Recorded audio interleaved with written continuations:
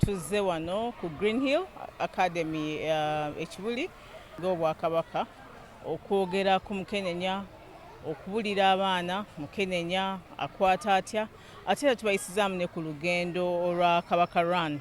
Tubategeeza nti Kabaka Run yatandika emyaka 10 emabega. Tubabuulidde fistula bwajja ne kibalina okukola okwetaasa.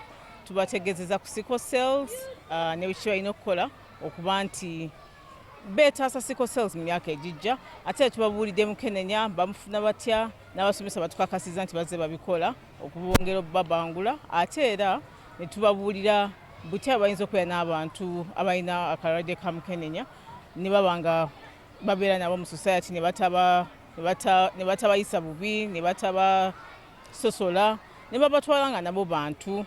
Ate era ne tubalaga nti omulamwa guno gutasa mwana muwala. Tubalaze nti be bakyala ab'enkya, naye ate abasajja balina kuba basaale nnyo mu kulwanyisa Mukenenya, nti omuwala ono gwe tutaasa leero afuuke omukyala ow'amaanyi mu myaka egijja.